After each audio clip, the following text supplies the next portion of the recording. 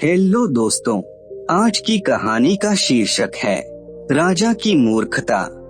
एक बार की बात है, कौशल राज्य पर राजा महेंद्र राज करता था। प्रजा उसका सम्मान करती थी और साथ ही उससे भय भी खाती थी। राजा की सबसे बड़ी कमजोरी थी उसकी रानी मयूरी। वह उसे बहुत प्रेम करता था। उसके बिना एक भी पल रहना राजा महेंद्र के लिए मुश्किल था। विवाह के 3 वर्ष पश्चात मयूरी जुड़वा बच्चों को जन्म देने के बाद चल बसी। राजा पूरी तरह से टुकनी पत्नी के बिना अब कैसे रह पाएगा। वह आग बबूला हो उठा। इस जुड़वा औलाद ने मुझसे मेरी पत्नी को छीन लिया। मैं इनकी मनहूस शक्लें भी नहीं देखना चाहता। ले जाओ इन्हें यहाँ से। इन्हें इनकी नानी के पास छोड़ आओ। राजा ने अपने प्रधानमंत्री हरिराम को निर्देश दे दिए। लेकिन महाराज, हरिराम ने कारण जानना चाहा। चुप रहो, तुमने सुना नहीं मैंने क्या कहा। मैं अब इस बारे में कोई बहस नहीं करना चाहता।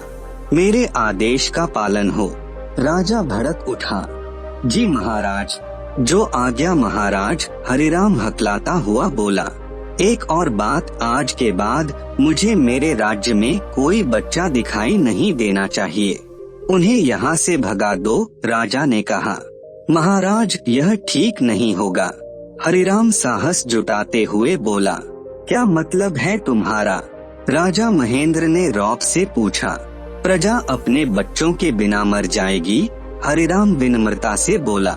यह सुनकर राजा महेंद्र सोच में डूब गया और फिर बोला, ठीक है, बच्चों को राज्य से बाहर मत भेजो, पर उनका बचपन समाप्त कर दो। मैं कुछ समझा नहीं महाराज, हरिराम ने अचरज भरे शब्दों में पूछा। मैं चाहता हूँ कि बच्चे अपना बचपना छोड़कर बड़ों की तरह व्यवहार करना सीखें। आज से सब बच्चों का उछल कूद करना, खेलना और खिलखिलाना सब बंद। पर क्यों महाराज? मैं नहीं चाहता कि कोई भी बच्चा मुझे मेरी जुड़वा औलाद की याद दिलाए। उनका ध्यान आते ही मेरा खून खौलता है। मुझे मेरी मयूरी की याद आती है। मुझे लगता है कि मेरा सब कुछ लुट चुका है। अपना सिर झुकाकर हरिराम वहीं खड़ा रहा और कुछ नहीं बोला। पूरे राज्य में यह ऐलान कर दो कि मेरे आदेश का पालन सभी बच्चों को करना होगा।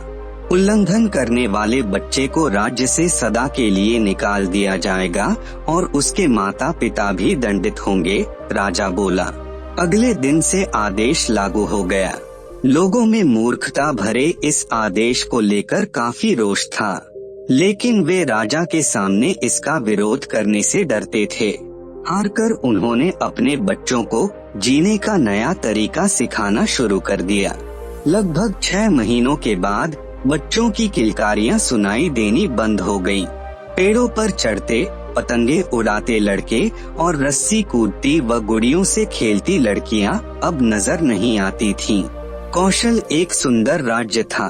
तरह तरह के फूल, विभिन्न आकार के आकर्षक पेड़, मीठे फल, कई प्रजातियों के पशु पक्षी इस प्रदेश को प्राकृतिक सौंदर्य से परिपूर्ण राज्य बनाते थे। लेकिन जल्दी ही सब कुछ बदलने लगा। पक्षियों ने चहचहाना छोड़ दिया। जिन बुलबुल और पपीहों की कूकू से कौशल वासियों की सुबह होती थी, वे शांत होते जा रहे थे। हिरणों का कलोल करना और गाय भैंस के बछड़ों का उछल कूद करना सब समाप्त होता जा रहा था। रसीले आम, सेब और अमरूदों से लदे रहने वाले पेड़ अब उजाड़ दिखते थे। जैसे जैसे समय बीतता जा रहा था, हालात और खराब होते जा रहे थे। वरुण देव भी प्रदेश से नाराज थे, जिस कारण वर्षा नहीं हुई। बिना पानी के फसलें बर्बाद हो गईं। किसानों में हाहाकार मचने लगी। एक दिन प्रधानमंत्री हरिराम ने राजा महेंद्र को राज्य की बदहाली के बारे में जानकारी दी। हरिराम की पूरी बात सुनकर राजा ने घोषणा की, हमें देवताओं को शांत करना होगा। अनुष्ठान पूजा का भव्य आयोजन करना होगा। मेरा विश्वास है कि ईश्वर हमारी रक्षा अवश्य करेंगे। 11 दिनों तक प्रजावासियों ने मिलकर पूजा अर्चना की, पर कोई लाभ नहीं हुआ। बल्कि राज्य की स्थिति और भी गंभीर होती चली गई। कुछ दिन बाद एक दिन राजा महेंद्र अपने कक्ष में बैठा था। तभी द्वारपाल ने आकर सूचना दी, महाराज स्वामी ऋषि आनंद जी पधारे हैं। राजा खुशी से बोला, उन्हें तुरंत सम्मान पूर्वक अंदर ले आओ। महेंद्र की पूरी शिक्षा दीक्षा स्वामी ऋषि आनंद के आश्रम में हुई थी। 5 वर्ष पहले स्वामी जी हिमालय की कंदराओं में तप करने चले गए थे। उसके बाद किसी को उनकी खबर नहीं थी। कुछ ही देर बाद स्वामी जी ने कक्ष में प्रवेश किया। उनके चेहरे का तेज देखते ही बन रहा था। राजा उनके चरणों में लेट गया। स्वामी जी, आप सही समय पर पधारे हैं, मेरी सहायता कीजिए। महेंद्र को गले लगाकर स्वामी जी मधुरता से बोले, क्या हुआ राजन? राजा ने पूरा घटनाक्रम स्वामी जी को कह सुनाया। मैंने उस जुड़वा अभिशाप को तो निकाल बाहर कर दिया, लेकिन संकट का यह दुर्भाग्य मेरी धरती से नहीं जा रहा है। मैं और मेरी प्रजा त्राही त्राही कर रहे हैं। स्वामी जी ने शांत स्वर में कहा, महेंद्र, तुम उन 2 नन्ही जानों को अभिशाप कह रहे हो। अभिशाप वे 2 कोमल सुकुमार नहीं, बल्कि तुम्हारी मूर्खता और अज्ञानता है। अगर बाहर निकालना है तो इन्हें निकालो। क्या कह रहे हैं आप स्वामी जी? राजा बौखलाकर बोला, क्या तुम्हें अनुमान है कि तुमने कितनी बड़ी भूल की है? सब बच्चों के बचपन को मारकर तुमने स्वयं प्राकृतिक संतुलन को क्षति पहुंचाने का घोर अपराध किया है। स्वामी जी बोले, मैं कुछ समझ नहीं पा रहा हूँ स्वामी जी। राजा हकलाया, क्या तुम्हें मालूम है कि ईश्वर का वास कहाँ है?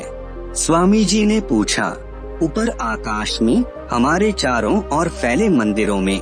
राजा ने उत्तर दिया, तुम्हारा दृष्टिकोण सीमित है राजन। ईश्वर सृष्टि के प्रत्येक जीव में बसे हैं। क्या तुम ईश्वर की महिमा का एक जीता जागता उदाहरण देखोगे? जी अवश्य स्वामी जी, राजा बुदबुदाते हुए बोला। स्वामी जी राजा महेंद्र को महल के झरोखे में ले गए। उन्होंने बगीचे की ओर इशारा किया। राजा ने देखा कि वहाँ 2 बच्चे खेल रहे हैं। उनकी आयु लगभग 3 वर्ष होगी।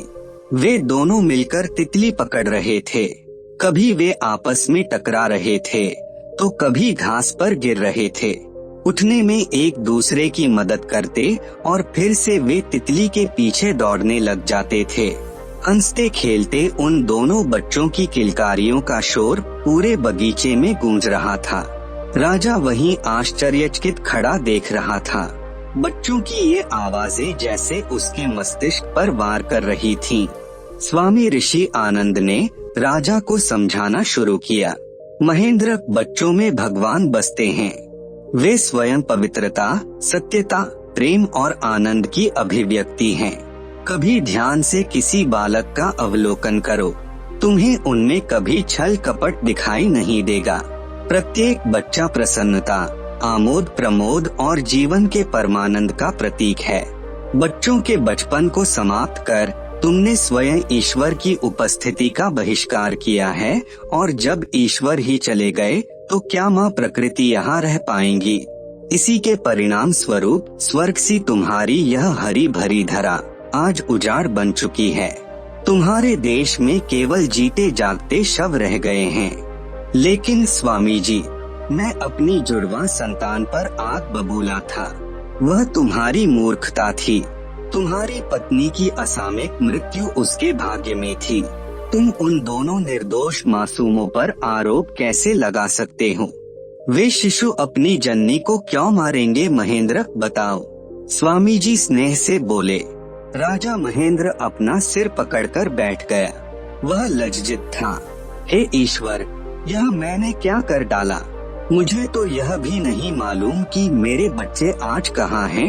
1 वर्ष पहले मुझे संदेश मिला था कि एक साधु उन दोनों बच्चों को अपने साथ ले गया था। राजा बोला, हाँ, एक साधु उन बच्चों को ले गया था और वही साधु उन्हें वापस तुम्हारे पास लाया है। वे जुड़वा इस समय तुम्हारे बगीचे में खेल रहे हैं। क्या क्या कहा आपने? राजा खुशी के मारे उछल पड़ा। हाँ महेंद्र, मुझे कौशल प्रदेश की प्रजा और तुम्हारी समस्याओं के बारे में कुछ समय पहले ही पता लग गया था। मैं तुम्हारे बच्चों को उनकी नानी के घर से ले गया, तब से वे मेरे ही आश्रम में रह रहे थे। राजा दौड़कर आंगन में पहुंचा और अपने बच्चों को देखने लगा। दोनों बच्चे खेल रहे थे, कभी वे घास पर गिर जाते और कभी एक दूसरे पर। आंगन में महल के कई लोगों की भीड़ लग चुकी थी, क्योंकि वर्षों बाद बच्चों को बच्चों जैसा व्यवहार करते देखा जा रहा था। आपको ये कहानी कैसी लगी नीचे कमेंट करके हमें जरूर बताइएगा। अगर आपको ये कहानी पसंद आई हो तो अपने दोस्तों के साथ जरूर शेयर करें और ऐसी ही प्यारी कहानियाँ सुनने के लिए हमारे YouTube चैनल को सब्सक्राइब करें। धन्यवाद।